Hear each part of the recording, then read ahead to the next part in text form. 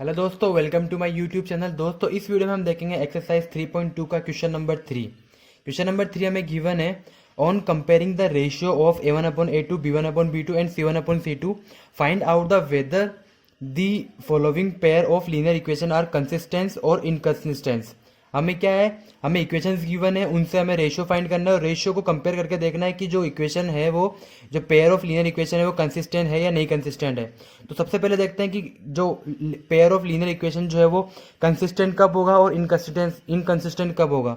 ठीक है, तो हमें जैसे हमें पता है कि रेशियो में निकालना आता है। लाइक अगर हम कोई इक्वेशन गिवन होगी तो इक्वेशन के लिए a1/a2 b1/b2 c1/c2 की वैल्यू हम फाइंड कर लेंगे, उसके बाद में उसका रेशियो फाइंड कर लेंगे। ठीक है, तो सबसे पहले देख लेते हैं हम कि ये रेशियो फाइंड करने के बाद में हमें क्या करना होता है। अगर a1/a2 equal to b1/b2 c1/c2, if these are not equal, अगर ये इक्वल नहीं है, ठीक है, अगर ये इक्वल नहीं है तो हम जानते हैं कि जो लाइंस होगी वो इंटरसेक्टिंग लाइन होगी। जो लाइन होगी वो क्या होगी, एक इंटरसेक्टिंग लाइन होगी। ठीक है, इंटरसेक्टिंग लाइन होगी। यहाँ पर a1/a2 क्या है, जो इनके एक्स के मल्टीपल में है वो वैल्यू a1 है, और a2 क्या है जो दूसरे वाली इक्वेशन के एक्स के मल्टीपल में है वो b1 क्या है जो इस इक्वेशन के मल्टीपल में है वो y के इक्वेशन में वो, और b2 क्या है जो y के मल्टीपल में है दूसरी इक्वेशन में वो, c1 क्या है जो कांस्टेंट वैल्यू है वो। ठीक है, अब जब ये तीनों का रेशियो अगर इक्वल नहीं होगा तो हम जानते हैं कि जो इंटरसेक्टिंग लाइन्स होगी, और जब इंटरसेक्टिंग लाइन्स होती है तब हम जानते हैं कि यूनिक सॉल्यूशन होता है। यानी कि हम यहाँ पे लिख लेते हैं यूनिक सॉल्यूशन, या फिर कोई एक स्पेशल सॉल्यूशन होगा, स्पेशल कहें या फिर एग्जैक्टली वन सॉल्यूशन होगा। और जब कभी भी एग्जैक्टली वन सॉल्यूशन होता है तो जो लाइंस पेयर होता है, यानी कि इन दोनों लाइनों का जो पेयर होगा वो एक कंसिस्टेंस लाइन पेयर होगा। कौन सा होगा, कंसिस्टेंट। ठीक है, जब इंटरसेक्टिंग पॉइंट्स हो और यूनिक सॉल्यूशन होगा तो क्या होगा, consistence pair of line equation होगा। ठीक है, अगर अगर a1/a2 गिवन है, a1/a2 का रेशियो जो है b1/b2 के इक्वल है, ठीक है, और c1/c2 के भी इक्वल है, यानी कि a1/a2 अपन b1/b2 और c1/c2 जो है इक्वल है, तीनों इक्वल है, तो हम जानते हैं जो लाइंस होगी वो कौन सी होगी, कोइंसिडेंट लाइंस होगी। तो वो पहले लिख लेते हैं अपन, तो कोइंसिडेंट लाइंस होगी। ठीक है, तो जब कोइंसिडेंट लाइंस होती है तब जो सॉल्यूशन जो आता है हमारा, तो वो सॉल्यूशन जो होता है वो इन्फिनाइट सॉल्यूशन होते हैं। वहाँ पे कोई यूनिक सॉल्यूशन नहीं होता, यानी कि बहुत सारे सॉल्यूशन होते हैं उसके। तो यहाँ पे सॉल्यूशन जो होगा वो इन्फिनाइटली हो जाएगा, और अगर इन्फिनाइटली सॉल्यूशन हो जाएंगे तो भी हमारे पास सॉल्यूशन आ रहा है, तो इसका मतलब क्या होगा कि वो जो लाइन है, जो पेयर होगा वो भी क्या होगा, कोइंसिडेंट होगा, कोइंसिडेंट होगा। ठीक है, तो लाइन जो होगा वो भी क्या होगा, हमारे पास कोइंसिडेंट होगा, लाइन पेयर जो होगा वो भी कोइंसिडेंट होगा। ठीक है, एक तो आ गया कोइंसिडेंट कब होगा, जब इंटरसेक्टिंग लाइन्स हो या फिर यूनिक सॉल्यूशन हो तब। दूसरा कब होगा, जब कोइंसिडेंट लाइन्स हो तब, यानी कि कोइंसिडेंट हो जाएगा, इन्फिनाइट सॉल्यूशन हो तब। थर्ड देखते हैं, थर्ड में क्या हो कि a1/a2 जो है वो तो इक्वल होगा b1/b2 के, बट b1/b2 जो है नॉट इक्वल होगा c1/c2 के। जब c1/c2 के नॉट इक्वल होगा तो हम जानते हैं कि क्या होता है, तब पैरेलल लाइंस बनती है, और पैरेलल लाइंस जो होती है वहाँ पर कोई भी सॉल्यूशन नहीं होता, यानी कि नो सॉल्यूशन हो जाएगा।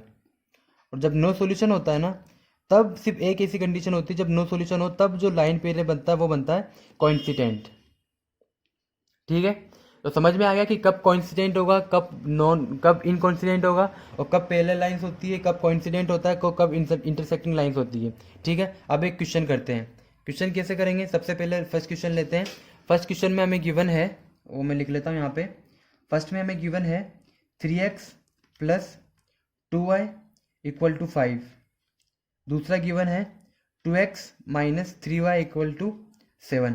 यहाँ से a1 की वैल्यू आ जाएगी 3, जो x के मल्टीपल में वैल्यू है वो a1 की वैल्यू हो जाएगी, 3 आ जाएगी।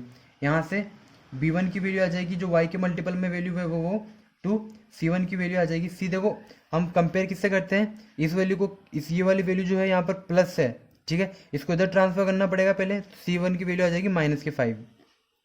ठीक है, दूसरा इसको भी इधर ट्रांसफर करके देख लेंगे, तो a1 की वैल्यू, a2 की वैल्यू आ जाएगी 2, b2 की वैल्यू आ जाएगी -3, और c2 की जो वैल्यू हो जाएगी वो हो जाएगी -7। ठीक है, ये हो गई a1 a2 और b1 b2 और c1 c2 की वैल्यूज़। ठीक है, तो अब क्या करते हैं, अब इसको आगे देखते हैं।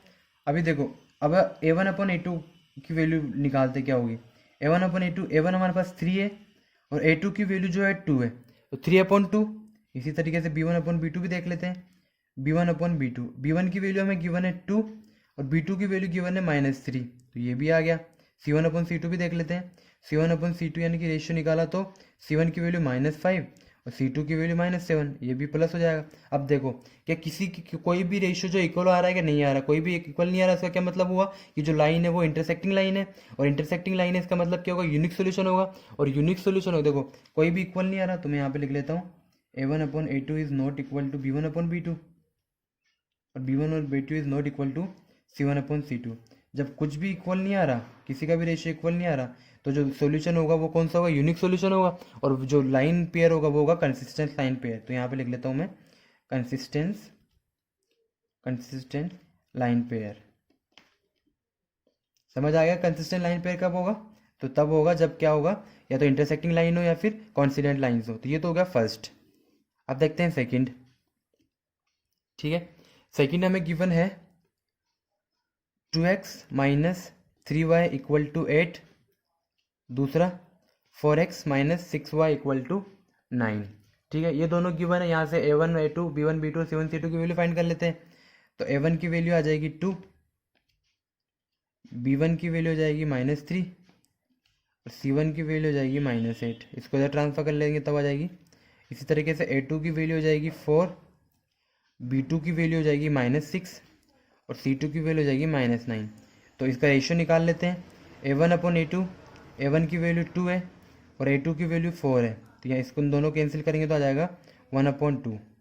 B1/B2, B1/B2 देखा तो B1 की वैल्यू हमें गिवन है -3, B2 की वैल्यू गिवन है -6, कैंसिल किया तो आ जाएगा 1/2। ठीक है, C1/C2 देख लेते हैं।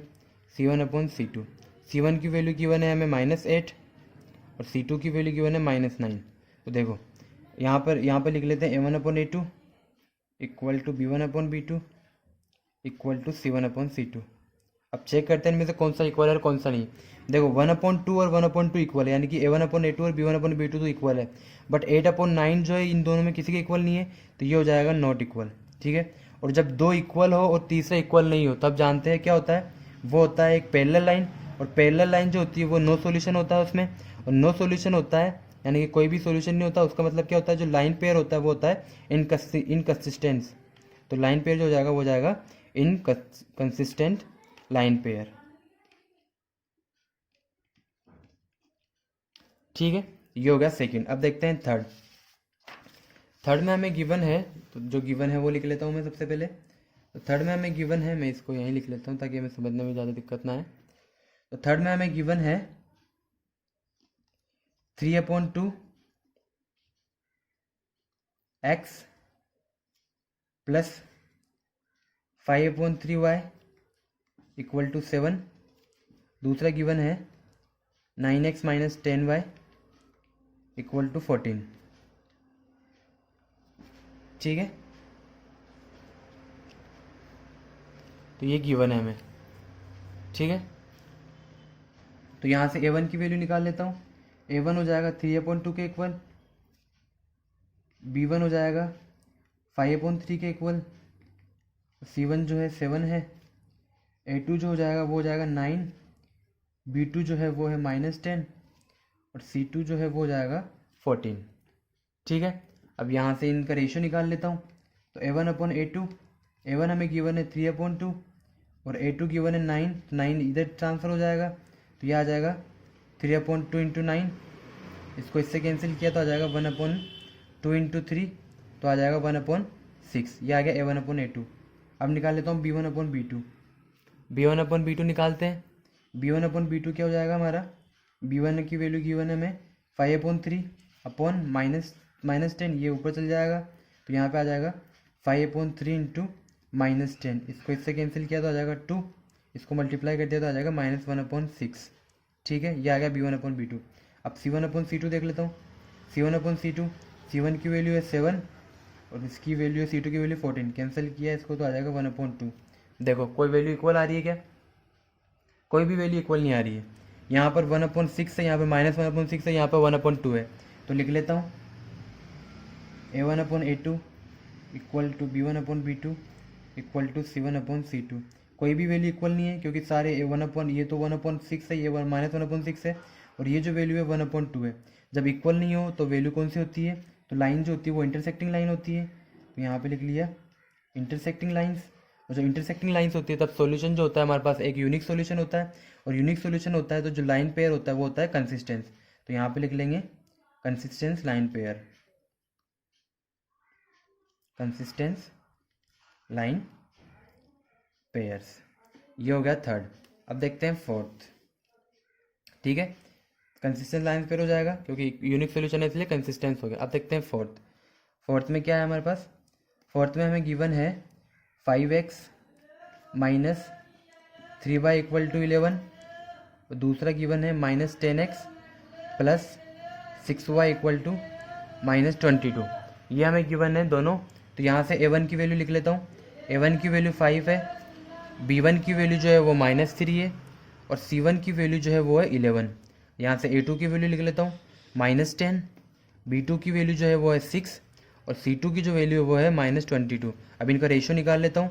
a1/a2 रेशियो जो क्या होगा, a1 की वैल्यू है 5 और a2 की वैल्यू है -10, कैंसिल करेंगे तो आ जाएगा 1/2, माइनस का साइन आ जाएगा। ठीक है, इसी तरीके से b1/b2 देख लेते हैं। b1/b2 में -3 b1 की वैल्यू है, 6 तो जो है b2 की वैल्यू है, कैंसिल करेंगे तो आ जाएगा 1/2 माइनस। फिर इसके बाद में देख लेते हैं c1/c2। c1/c2 c1 की वैल्यू 11 है और c2 की वैल्यू -22 है, कैंसिल करेंगे तो आ जाएगा -1/2। तीनों इक्वल है, तीनों इक्वल है तो जो इन्फिनाइट यानी कॉन्स्टेंट हो जाएगा, कॉन्स्टेंट हो जाएगा तो इन्फिनाइट सॉल्यूशन हो जाएंगे, और जो हमारे लाइन पे होगा वो कौन सा हो जाएगा, कॉन्स्टेंट हो जाएगा। तो यहाँ पे लिख लेते हैं a1 equal to a2 upon b1 equal to b1/b2 upon c1/c2। किसके इक्वल है ये, -1/2 के। ये सारी वैल्यूज इक्वल है, और जो इक्वल है तो हमारे पास जो वैल्यूज होगी वो कौन सी हो जाएगी, जो लाइन होगी वो कौन सी हो जाएगी, कोइंसिडेंट लाइन हो जाएगी। और कोइंसिडेंट जो होती है उसमें इन्फिनाइटली सॉल्यूशन होते हैं, तो जो लाइन पेयर हो जाएगा वो हो जाएगा कोइंसिडेंट लाइन पेयर। ठीक है, ये हो गया फोर्थ। अब देखते हैं फिफ्थ। फिफ्थ में क्या गिवन है हमें? फिफ्थ में हमें गिवन है, इक्वेशन फर्स्ट लिख लेते हैं पहले फिफ्थ वाली।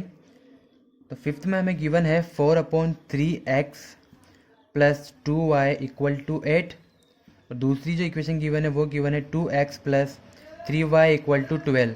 यहाँ से a1 की वैल्यू आ जाएगी 4/3, b1 की वैल्यू आ जाएगी 2, और c1 की वैल्यू आ जाएगी 8। यहाँ से a2 की वैल्यू आ जाएगी 2, b2 की वैल्यू आ जाएगी 3, और c2 की वैल्यू आ जाएगी 12। ठीक है, जब यह आ जाएगा तो यहाँ पे हम लिख लेते हैं, रेशो निकाल लेते हैं a1/a2। तो a1 की वैल्यू अपन गिवन है 4/3, इसको 2 को डिवाइड करेंगे, ये ऊपर ट्रांसफर हो जाएगा, तो 4/3 इंटू 2 मल्टीपल हो जाएगा, इसको इससे कैंसिल कर देंगे 2, तो यहाँ पे आ जाएगा 2/3। उसके बाद में b1/b2, b1 की वैल्यू 2 गिवन है, b2 की वैल्यू 3 गिवन है, तो b1/b2 ये आ जाएगा।